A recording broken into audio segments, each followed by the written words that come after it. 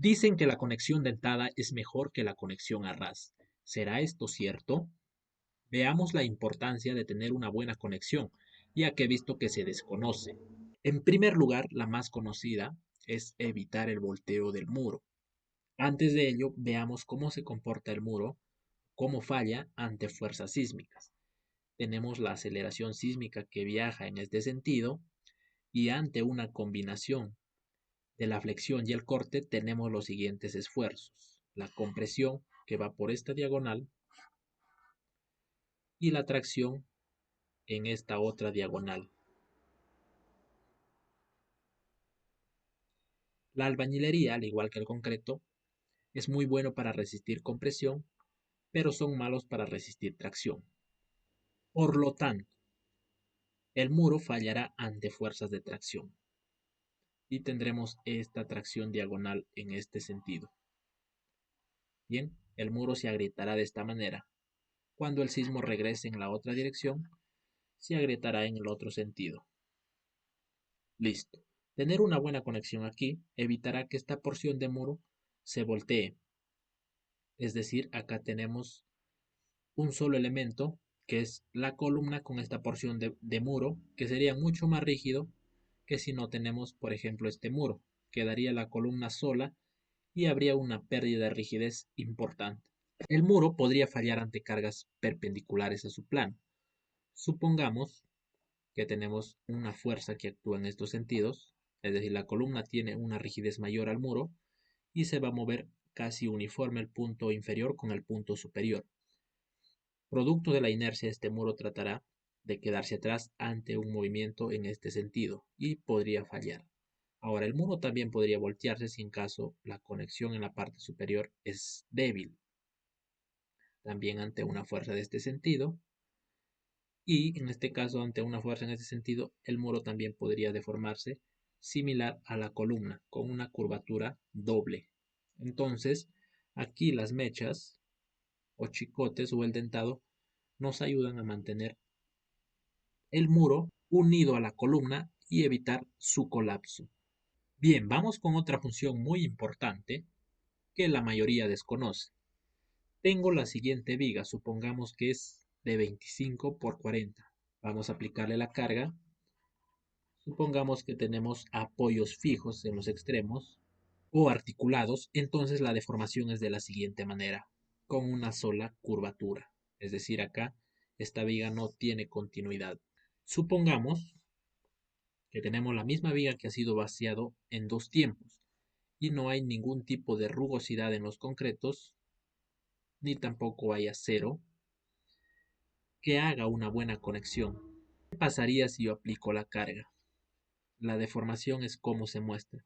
Los elementos funcionan de manera separada, es decir, acá se ha vaciado la mitad primero, 20, luego 20 y acá tengo los 25.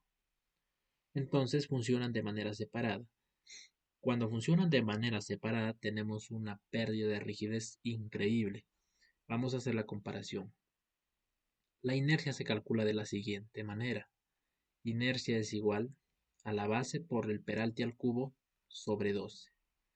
La inercia de este elemento sería igual a la base por altura al cubo sobre 12 por 2, suponiendo que aquí la altura va a ser de 20. Y 2 porque obtenemos dos elementos, ¿verdad? Listo. Hagamos ese cálculo y veamos la diferencia.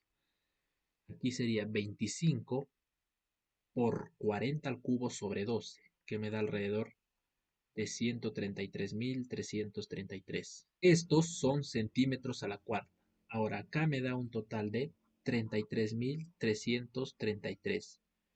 Compara la diferencia o mira la diferencia 133.000 respecto a 33.000. Como sabemos, la rigidez flexional depende de la inercia y de las propiedades mecánicas, donde influye directamente la resistencia-compresión del concreto cuando se trabaja con secciones brutas. Como sabemos, los elementos se deforman por diferentes esfuerzos, por fuerzas de corte, por fuerzas de flexión, torsión, entre otros. En este caso, el tipo de deformación que predomina depende en muchos casos de la relación de aspecto, es decir, de su forma. Por ejemplo, tengo este elemento que puede ser un muro y este elemento, su deformación que predomina es la deformación por corte. Tiene una deformación de esta siguiente manera, donde hay un deslizamiento de las capas imaginarias del concreto. En cambio, en los elementos más esbeltos, la deformación que predomina es la deformación por flexión, donde un lado se comprime y el otro se tracciona y se tiene esta curvatura. Este es uno de los motivos del por qué los sistemas rígidos se tratan de una manera diferente a los sistemas flexibles. Sistemas rígidos tenemos los sistemas de muros y los sistemas flexibles tenemos los pórticos. ¿Qué tiene que ver todo lo mencionado con los muros? Bien, regresemos a la viga. Como sabemos, dentro de los elementos hay diferentes fuerzas o esfuerzos internos que se generan. Para que la flexión se pueda dar, tiene que haber una conexión entre las capas del elemento. Entonces, por ejemplo, si yo tengo una sola capa, el diagrama de corte horizontal es de la siguiente manera, donde tengo el mayor esfuerzo en el centro. ¿Por qué en el centro? Porque ahí tengo el eje neutro, donde un lado es compresión y donde el otro es tracción. Justo en el centro es donde hay una mayor fuerza de deslizamiento entre las capas imaginarias que se generan para poder estudiar el material. Ahora, ¿qué pasa en el segundo elemento? Como no hay una buena conexión, estos elementos trabajan de manera separada, como lo hemos demostrado calculando la inercia. Entonces, el cortante horizontal o los esfuerzos de cortante horizontal son así. Cada uno tiene en su mitad su mayor esfuerzo. ¿Qué debo hacer para que trabajen como un solo elemento? Debe haber conectores de corte, que bien puede ser acero y también puede ir acompañado de una buena rugosidad en el primer vaciado para evitar ese deslizamiento entre las capas.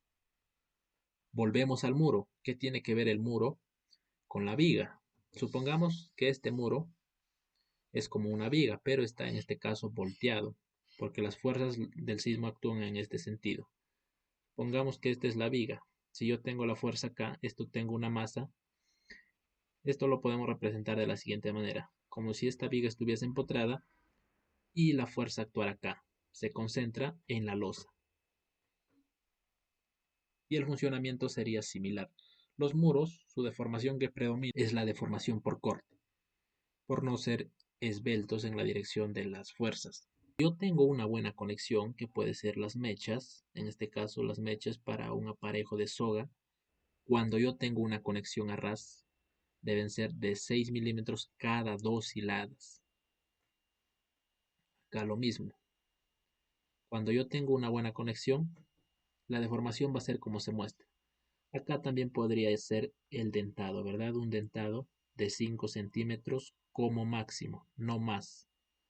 He visto algunos errores que le colocan como dentado la mitad de ladrillo, eso está mal. Listo, tengo una buena conexión, entonces la deformación es de esta manera. Trabaja como una sola unidad, donde tenemos acá fuerzas de compresión y acá fuerzas de tracción. ¿Qué pasaría si yo no tengo una conexión? Para ejemplificar, supongamos todavía que la columna se ha realizado primero y luego se ha colocado los muros, donde acá tengo una junta fría. Entonces, al venir la fuerza sísmica, la deformación es de la siguiente manera. Tengo acá la aceleración sísmica y cada paño se comporta de manera independiente, como lo puedes ver acá. Tengo compresiones acá, tracciones acá, tracciones acá, compresiones, tracciones, compresiones. Y probablemente tú dirás, ¿y eso qué tiene que ver? Por algo hemos visto el caso de la viga. Hemos perdido rigidez de una manera considerable. ¿Por qué? Porque haz esta comparación. Calcula la rigidez de cada paño y compara con la rigidez de un solo paño. Vas a ver la diferencia abismal de rigidez en cuanto a flexión que se tiene. Bien, en conclusión, hemos visto que las mechas nos ayudan a evitar el volteo del muro, a darle mayor capacidad de deformación a la albañilería y evitar que ante sismos el muro se aumente, es decir, mantener la integridad. Un término muy importante es la integridad estructural, que muy pocos lo conocen en realidad. Y lo otro que hemos visto es la rigidez, para permitir que se comporte como un solo cuerpo y tener una rigidez flexional buena. Finalmente, ¿cómo se hacen las conexiones y cuál es mi recomendación? Te dije que la conexión dentada, el diente debe salir 5 centímetros como máximo y antes del vaciado debe limpiarse correctamente. En la conexión a ras, lo más recomendado es tener una barra de 6 milímetros de diámetro cada 2 hiladas, ya que la norma te exige una cuantía mínima de 0.1%. ¿Qué recomiendo yo? Recomiendo utilizar la conexión dentada. En la conexión dentada, recuerda, no se exige ninguna cantidad de acero, pero en la conexión dentada tú puedes agregarle, por ejemplo, el alambrón sobrante de los encofrados. Esa sería mi recomendación. Esto es un material reciclado, digamos, que no tiene mucho costo comparado con este tipo de conexión.